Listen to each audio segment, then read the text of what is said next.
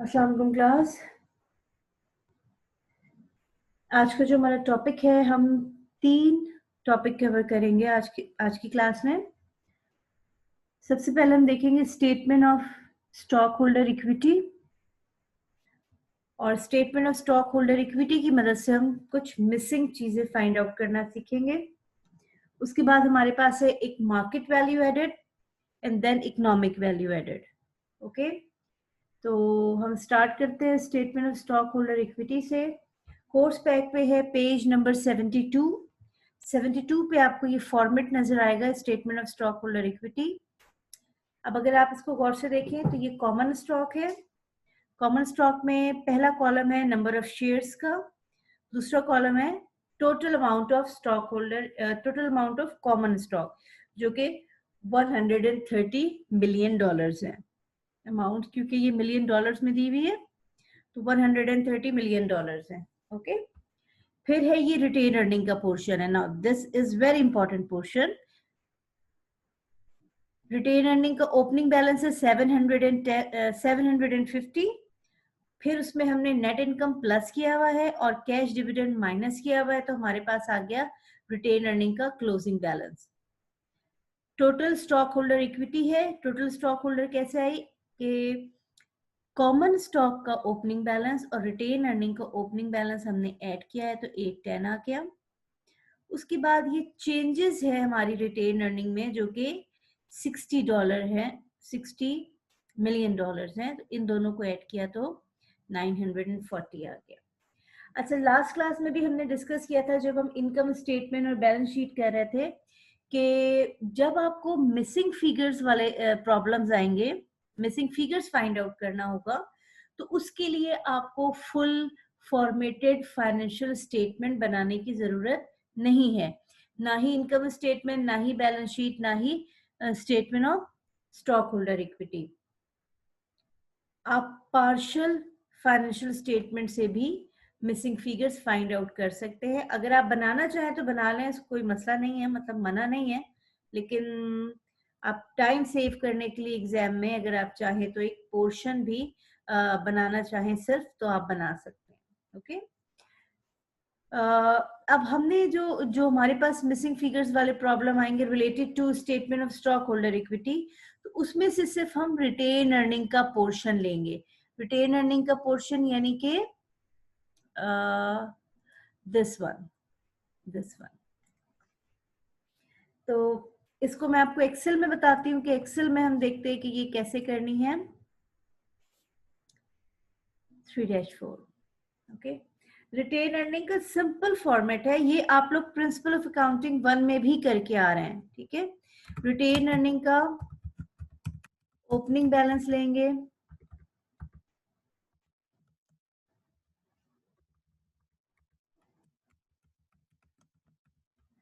इसमें हम ऐड करते हैं नेट इनकम और इसमें से हम सब्ट्रैक्ट करेंगे डिविडेंड्स।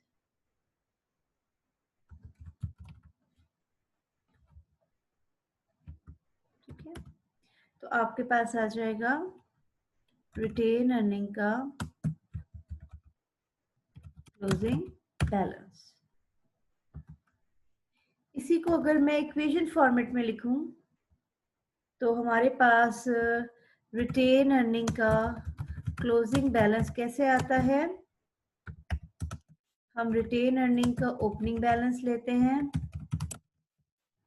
इसमें हम प्लस करते हैं नेट इनकम और इसमें से हम माइनस कर देते हैं डिविडेंड्स। ओके, तो ये फॉर्मेट है।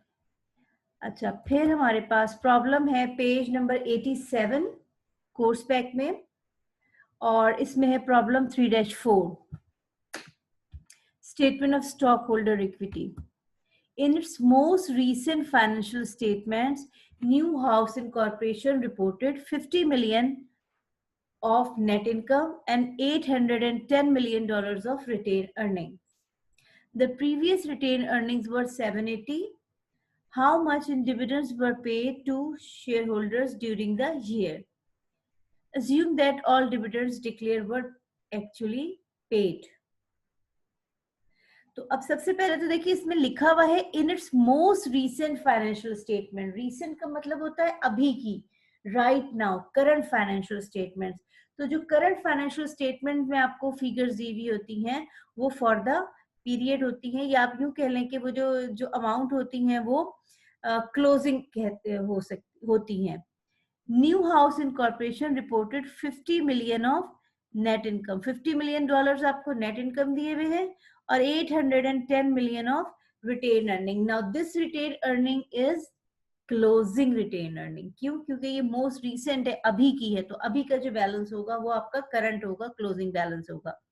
The previous year retain earning was 780 million, यानी कि लास्ट ईयर की रिटेन अर्निंग दी हुई है आपको। इसको जो लास्ट ईयर की क्लोजिंग होती है वो करंट ईयर की ओपनिंग होती है, तो करंट ईयर के लिए हम इसको कहेंगे ये आपकी ओपनिंग रिटेन अर्निंग है।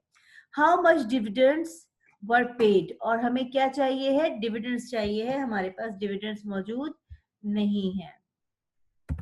ओके, तो हम डिविडेंड्स फाइंड आउट करते हैं और ये हम फाइंड आउट करेंगे with the help of Excel sheet. तो ये इक्वेशन है।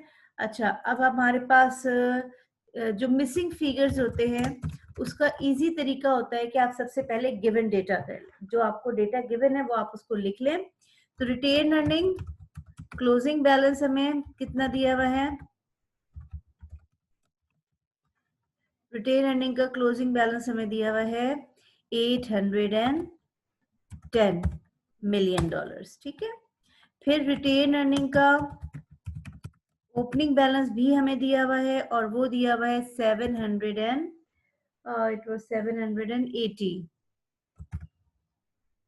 उसके बाद नेट इनकम हमें दी हुई है जो कि हमें दी हुई है $50 मिलियन दी हुई है। और क्या चीज हमारे पास नहीं है? डिविडेंड्स हमारे पास नहीं है, तो हम डिविडेंड्स फाइंड आउट करते हैं। इक्वेशन फॉर्मेट ये हमारे पास मौजूद है, आप चाहे तो प्रोफॉर्मा से करें, फिर मिसिंग फिगर्स रिवर्स चल के कैलकुलेट करके आप कर सकते हैं, जैसे कि हमने क्लास में भी डिस्कस किया था। अच्छा, अब रिटेन अर्निंग का जो क्लोजिंग बैलेंस है वो कितना है? 810 इक्वल टू ओपनिंग बैलेंस कितना है? 780, और इसमें हमने प्लस करना है नेट इनकम और माइनस करना है डिविडेंड्स। ठीक है, तो अब हम क्या करेंगे कि डिविडेंड्स को इक्वेशन की दूसरी तरफ ले जाएंगे और तमाम अमाउंट को नेक्स्ट साइड पे ले जाएंगे। तो डिविडेंड्स 780 प्लस नेट इनकम 50 है और माइनस कर देंगे 810। ठीक है, तो हमारे पास डिविडेंड्स आ जाएंगे, कितने आएंगे? $20 मिलियन। ओके, तो ये था आपका सॉल्यूशन।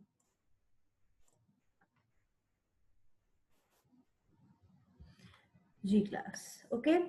बिल्कुल इसी तरह एक और प्रॉब्लम है जो कि 3-8 है। 3-8 भी हम कर लेते हैं, वो भी हमारा स्टॉक होल्डर इक्विटी से रिलेटेड है। Computer world incorporation paid out 22.5 million dividends. अच्छा, अब इस दफा आपको डिविडेंड दिए हुए हैं and reported 278.9 million of retain earning at year end, यानी कि साल के आखिर पे, ये यूं कह ले कि क्लोजिंग बैलेंस आपको दिया हुआ है 278.9। The prior year retained earnings were 212.3, यानी लास्ट ईयर का आपको जो बैलेंस दिया हुआ है रिटेन अर्निंग का वो 212.3 दिया हुआ है। और इस बार क्या चीज मिसिंग है? इस बार मिसिंग है आपको क्या चीज नहीं दी हुई है? इस बार नेट इनकम नहीं है, तो हमने क्या चीज फाइंड आउट करना है? नेट इनकम फाइंड आउट करना है। ओके, तो तरीका वही है कि हम क्या करेंगे, सबसे पहले जो हमारे पास मिसिंग फिगर्स हैं हम मिसिंग फिगर्स ले देंगे। अच्छा, ये इक्वेशन फॉर्मेट है, ये मैं कॉपी कर लेती हूँ ताकि हमें ये काम आए यहाँ। और जो डेटा गिवन है वो क्या क्या है आपके पास? रिटेन अर्निंग का क्लोजिंग बैलेंस दिया हुआ है जो कि है $278.9. ओके, देन रिटेन अर्निंग का ओपनिंग बैलेंस दिया हुआ है और वो है $212.3 है। देन डिविडेंड्स गिवन है, इस बार आपको डिविडेंड्स गिवन है जो कि है 22.5 मिलियन। और क्या चीज नहीं है, नेट इनकम नहीं है, तो आपने क्या चीज फाइंड आउट करनी है, नेट इनकम फाइंड आउट करनी है। सेम वही प्रोसीजर है, हम जो चीजें दी हुई हैं वो लिख लेंगे। रिटेन अर्निंग का जो क्लोजिंग बैलेंस है वो 278.9 है जो कि बराबर है 212.3। इसमें हम प्लस करते हैं नेट इनकम जो कि अभी हमें गिवन नहीं है और माइनस करेंगे डिविडेंड जो कि हमें 22.5 गिवन है। नेट इनकम आप इधर ही रहने दें और इक्वेशन की दूसरी साइड तमाम अगर आप अमाउंट लेके चले जाएं तो 278.9 और बाकी फिगर्स के साइन चेंज हो जाएंगे 212.3 और प्लस हम कर देंगे 22.5, तो आपको क्या चीज मिल जाएगी, नेट इनकम। ओके, तो अब आप जब कैलकुलेशन करेंगे तो कैलकुलेशन के बाद नेट इनकम कितनी आ जाएगी,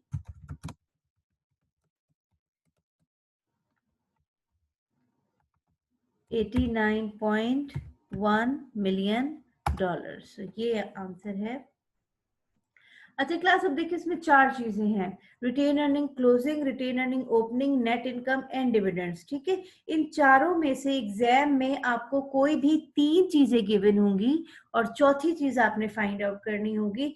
जरूरी नहीं है कि मैंने आपको दो प्रॉब्लम कराए हैं तो एक में नेट इनकम मिसिंग है, एक में डिविडेंड मिसिंग है। तो हो सकता है एग्जाम में आपको नेट इनकम भी दी हुई हो और डिविडेंड्स भी दिए हुए हो और आपको रिटेन अर्निंग का कोई भी एक बैलेंस ओपनिंग या क्लोजिंग ना दिया हो और आपने फिर वो फाइंड आउट करना होगा। ठीक है, तो तीन चीजें दी हुई होंगी और चौथी चीज नहीं दी होगी तो वो आपने मिसिंग फिगर्स में फाइंड आउट करना है। तो ये हमारी लास्ट फाइनेंशियल स्टेटमेंट्स थी जो हमने डिस्कस करनी थी। इससे पहले हम बल्कि एक कैश फ्लो स्टेटमेंट हम नेक्स्ट लेक्चर में करेंगे। प्रीवियस लेक्चर में हमने इनकम स्टेटमेंट और बैलेंस शीट डिस्कस की है। ओके, आज के लेक्चर में अब हमारे पास दो चीजें रह गई हैं, दो चीजें और टारगेट है, मार्केट वैल्यू एडेड और इकोनॉमिक वैल्यू एडेड। ये देखिए मार्केट वैल्यू एडेड के बारे में लिखा हुआ है, the excess of market value of equity over its book value. Excess means ज्यादा होना किसी भी चीज का, किस चीज का ज्यादा होना, मार्केट वैल्यू का। इक्विटी की market value over its book value, दो चीजें होती है, market value and book value. Book value को हम फेस वैल्यू भी कहते हैं, जो एक्चुअल प्राइस होते हैं, जो एक्चुअल इक्विटी की वैल्यू होती है, जो शेयर्स की एक्चुअल से मुराद ये कि जो उसकी फेस पे लिखी हुई होती है, फेस वैल्यू होती है। लाइक पाकिस्तान में शेयर्स की आमतौर पे फेस वैल्यू 10 होती है, 10 रुपीज होती है। So this is your book value. और जो हम बैलेंस शीट में अमाउंट लेके जाते हैं इक्विटी की या कॉमन स्टॉक की, वो याद रखिएगा हमेशा बुक वैल्यू पे लेके जाते हैं। अब मार्केट वैल्यू क्या होती है कि वही चीज मार्केट में कितने की मिल रही है, तो मार्केट में हो सकता है कम की मिल रही हो सकता है ज्यादा की मिल रही हो। तो अगर ज्यादा की मिल रही हो, जनरली ऐसा ही होता है, तो अगर ज्यादा की मिल रही हो तो उसको हम कहते हैं मार्केट वैल्यू एडेड, यानी कि कितनी मार्केट वैल्यू ऐड हो गई है। ओके, तो इसको हम कहते हैं मार्केट वैल्यू एडेड। हम मार्केट वैल्यू एडेड सबसे पहले कैलकुलेट करते हैं। ये मार्केट वैल्यू एडेड का फॉर्मूला है, market value added is equal to total market value of shares minus total book value of shares. अच्छा, total market value of shares कैसे निकालते हैं और total book value of shares कैसे निकालेंगे? Market value per share, एक share की market value को मल्टीप्लाई कर देंगे नंबर ऑफ शेयर्स आउटस्टैंडिंग से। आउटस्टैंडिंग मतलब जितने इशूड हो चुके हैं शेयर्स, जितने issued and paid up shares हैं वही आपके नंबर ऑफ आउटस्टैंडिंग शेयर्स होते हैं। तो इशूड शेयर्स जो आपको है वो आपको बताए जाएंगे एग्जाम में, मार्केट वैल्यू पर शेयर बताई जाएगी, और ये भी इस तरह से हो सकता है मार्केट वैल्यू शेयर्स टोटल ना पता हो, और इसी तरह book value per share, book value, total book value of shares का फॉर्मूला देख लीजिए कि बुक वैल्यू पर शेयर को मल्टीप्लाई कर देंगे नंबर ऑफ शेयर से, तो दोनों में नंबर ऑफ शेयर्स होंगे, और एक में आपने सिर्फ मार्केट वैल्यू लेना है तो total market value per share आ जाएगा, एक में बुक वैल्यू पर शेयर लेना है तो टोटल बुक वैल्यू आ जाएगी, टोटल मार्केट और टोटल बुक वैल्यू। तो इन दोनों को अगर आप आपस में माइनस करेंगे तो आपके पास क्या आ जाएगा, मार्केट वैल्यू एडेड आ जाएगा। अच्छा, अब इससे रिलेटेड हमारे पास जो प्रॉब्लम है दिस वन, पेज नंबर है आपका 87 और उस पे है 3-6, 3-5 एंड 3-6। तो हम पहले 3-6 करते हैं।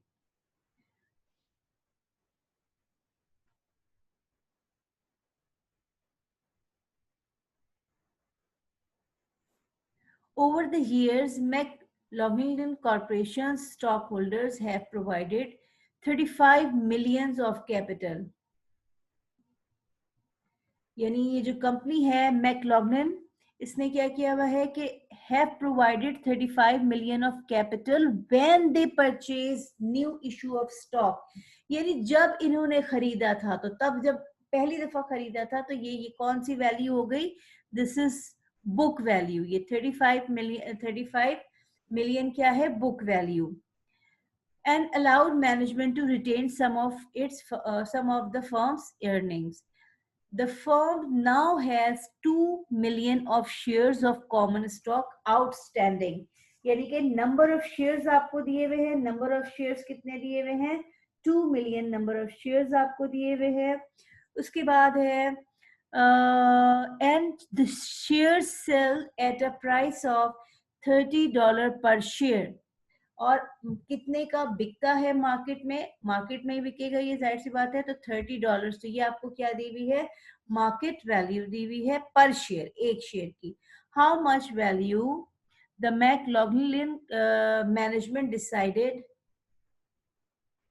To shareholders wealth over the years, that is market value added चाहिए है मैक्लॉगलिन कंपनी की। ठीक है,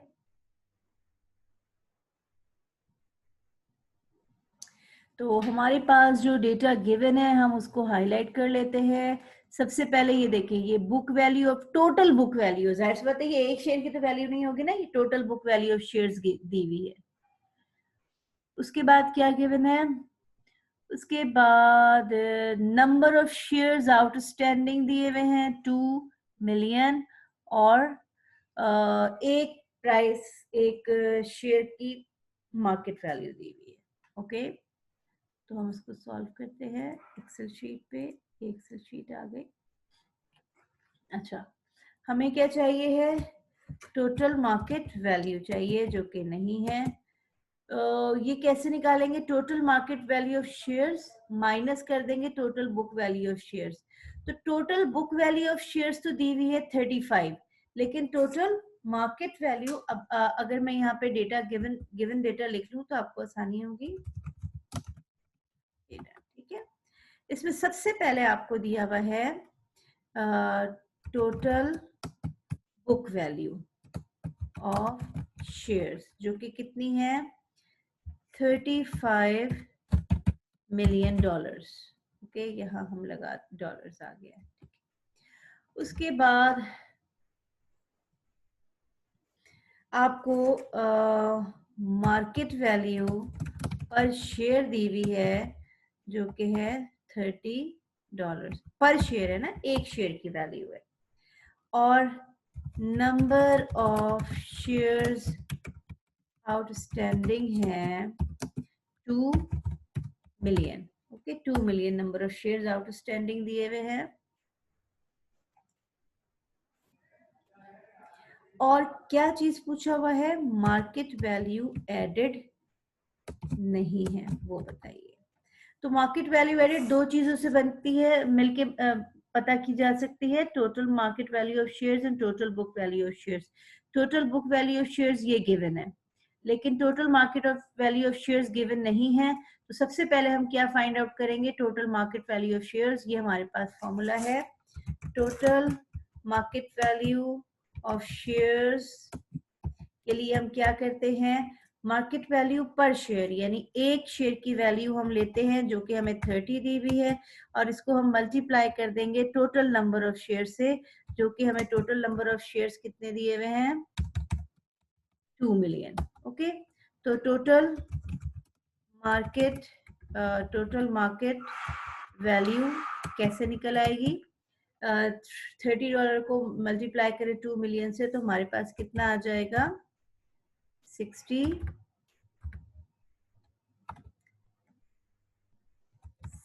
मिलियन डॉलर्स। ठीक है, तो ये हमारे पास फॉर्मूला है। हम यहाँ पे लेंगे 60 मिलियन मार्केट वैल्यू और हम माइनस कर देंगे book value. Total book value हमें ऑलरेडी गिवन है जो कि है 35 मिलियन। ठीक है, तो जब हम मार्केट वैल्यू एडेड निकालेंगे तो हमारे पास कितना आ जाएगा, हमारे पास आ जाएगा 25 मिलियन डॉलर्स। यानी कि मार्केट वैल्यू कितनी ऐड हुई है, मार्केट वैल्यू ऐड हुई है 25 मिलियन डॉलर्स की। तो ये फॉर्मूला था मार्केट वैल्यू एडेड का।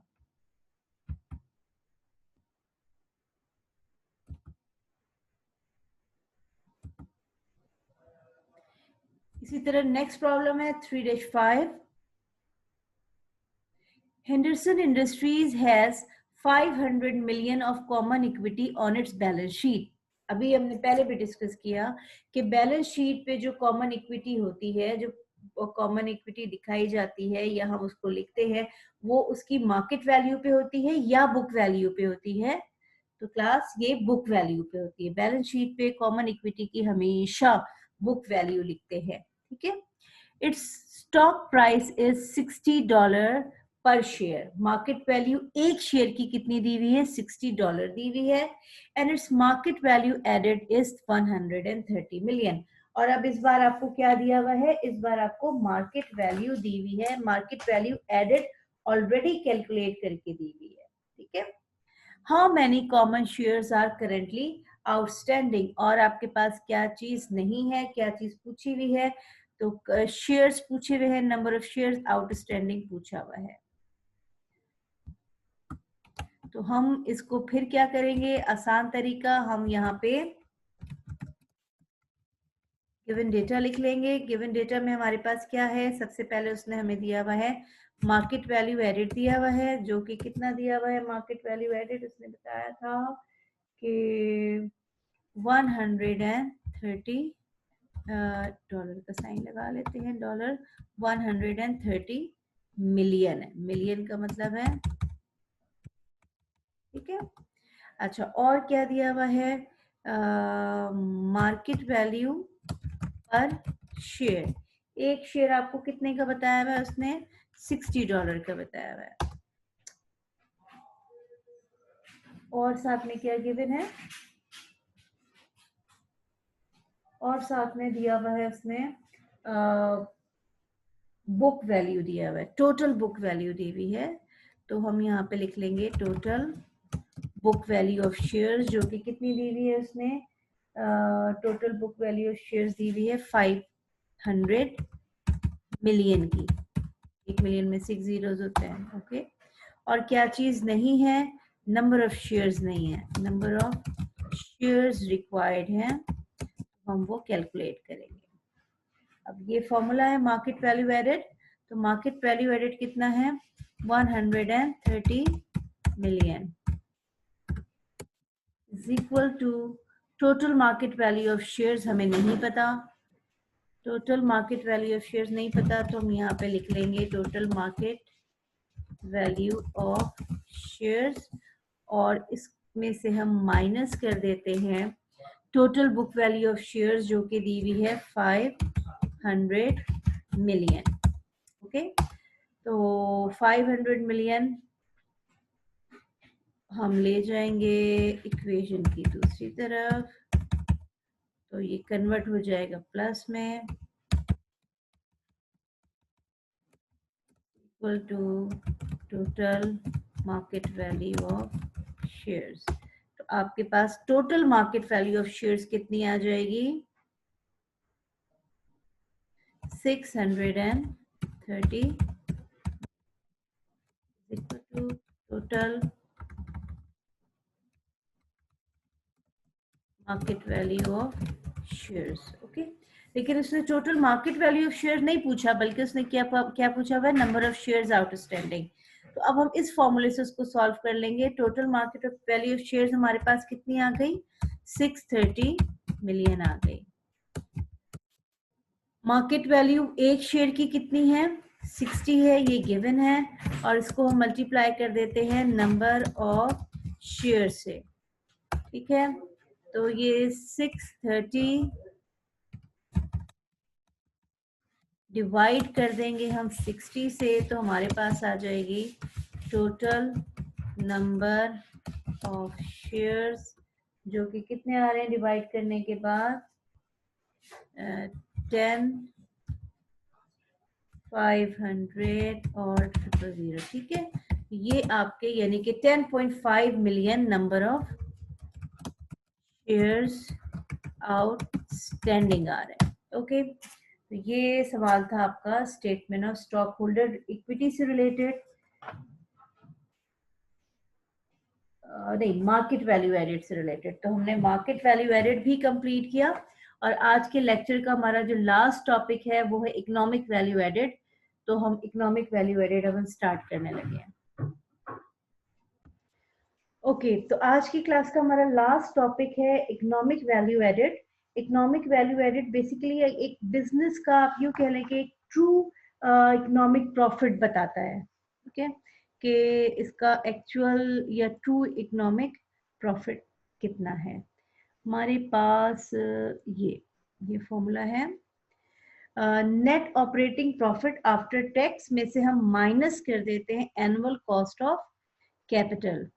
कॉस्ट ऑफ कैपिटल, कैपिटल आप इन्वेस्ट करते हैं ना, यानी कि जो आप कह लें कि इन्वेस्टमेंट अमाउंट होती है बिजनेस में, जो आप पैसा लगाते हैं उसकी कोई ना कोई कॉस्ट होती है। कॉस्ट क्या होती है कि या तो आप उसको इंटरेस्ट पे ले रहे होते हैं, या आपको डिविडेंड पे करना होता है। तो उसकी जो भी कॉस्ट होती है उसकी, उस इन्वेस्टमेंट की, तो उस इन्वेस्टमेंट की कॉस्ट को आप नेट प्रॉफिट आफ्टर टैक्स से डिडक्ट कर देते हैं। ओके, तो उसका ये सिंपल फॉर्मूला है EBIT 1 - T। इसमें से हम माइनस कर देते हैं total invested capital times after tax percentage of cost of capital. इसको अगर हम, ये एक्सेल शीट पे ये लिखा हुआ है ऑलरेडी। ओके, तो आपका जो नेक्स्ट प्रॉब्लम है इकोनॉमिक वैल्यू एडेड, ये हमारे पास 3-9 है, पेज नंबर 60, पेज नंबर 87 पे। For 2014, Everyday Electronics reported 22.5 million of sales. Sales is given, and 18 millions of operating cost, including depreciation. Sales or operating cost given है. The company has 15 million of total invested capital. After tax cost of capital is 9%, and federal plus state income tax was 35%. What is the firm's economic value added? तो सबसे पहले हम क्या करेंगे, जो data है given वो हम लिख लेते हैं। अब गिवन डेटा में हमारे पास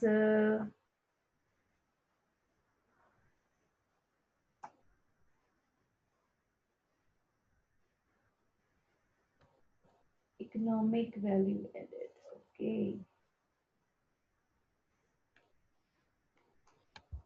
यहाँ पे हम इसको लिखते हैं सिंपल। सबसे पहले हमें क्या चीज दी हुई है?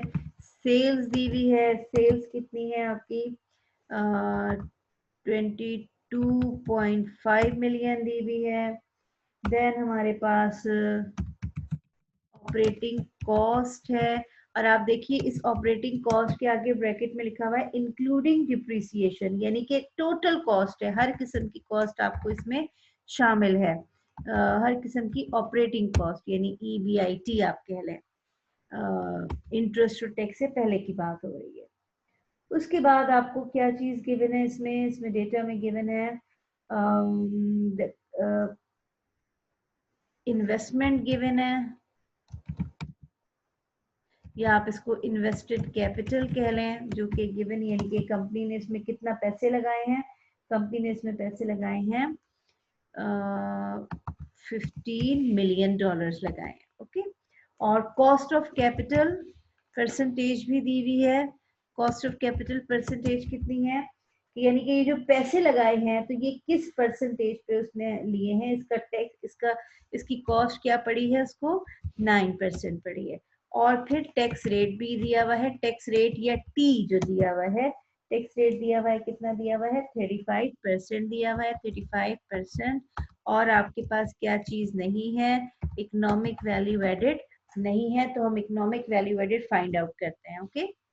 ये हमारे पास फॉर्मूला इकोनॉमिक वैल्यू एडेड का, ओके। अच्छा, अब EBIT नहीं दिया हुआ है, तो क्लास हमने लास्ट क्लास में इनकम स्टेटमेंट बनाई थी, उसमें कहा था सेल्स में से अगर आप माइनस करेंगे तमाम ऑपरेटिंग कॉस्ट इंक्लूडिंग डिप्रिसिएशन, तो आपके पास क्या आ जाएगा, EBIT आ जाता है।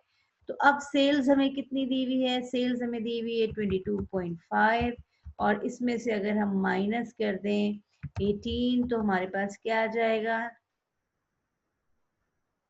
4.5 आ जाएगा, ठीक है। तो ये 4.5 क्या है, ये आपका EBIT आपको दी हुई है, ये हमने कैलकुलेट किया हुआ है। अब इकोनॉमिक वैल्यू एडेड को हम कैसे कैलकुलेट करेंगे, EBIT यानी कि जो हमें EBIT है, ये हमने 4.5 मिलियन निकाली हुई है,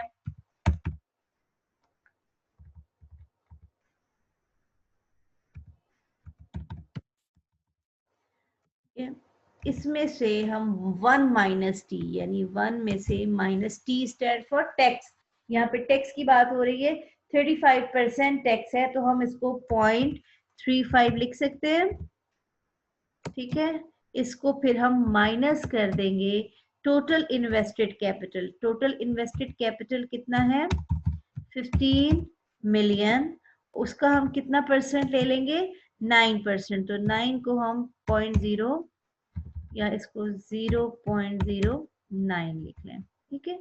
नेक्स्ट स्टेप में हम क्या करेंगे, इकोनॉमिक वैल्यू एडेड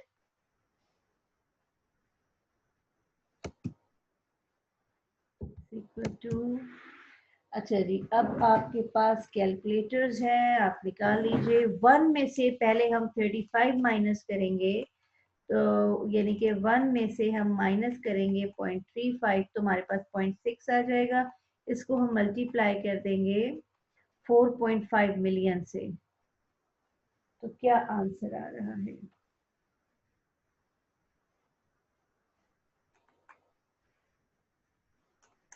इसको मल्टीप्लाई कर दें 0.65 से, तो आंसर आ रहा है 292.50 और 000। इसमें से हम माइनस कर देंगे 15 मिलियन का 9%, जो क्या आ रहा है 135 और 000। तो इकोनॉमिक वैल्यू एडेड कितनी आ गई,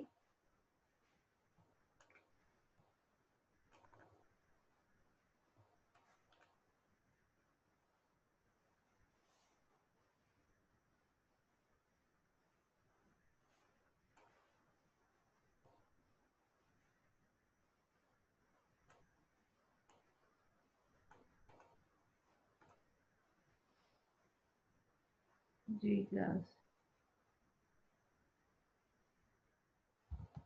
इसको कैलकुलेट करके लिख देते हैं आंसर जी। तो जब आप माइनस करेंगे इन फिगर्स को आपस में, तो आपके पास आएगा 1575 0 और यहाँ पे डॉलर का साइन लगाना नहीं भूलना है, ठीक है। तो this is your economic value added. Next class में हम 3-10, 3-11 करेंगे और ये दोनों प्रॉब्लम रिलेटेड हैं कैश फ्लो स्टेटमेंट से। तो कैश फ्लो स्टेटमेंट्स हम देखेंगे और फिर ये जब खत्म हो जाएंगे ये दो और, तो फिर आपका क्विज है।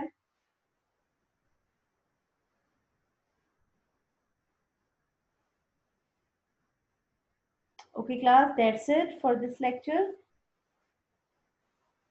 नेक्स्ट लेक्चर इंशाल्लाह आपका कैश फ्लो से रिलेटेड होगा।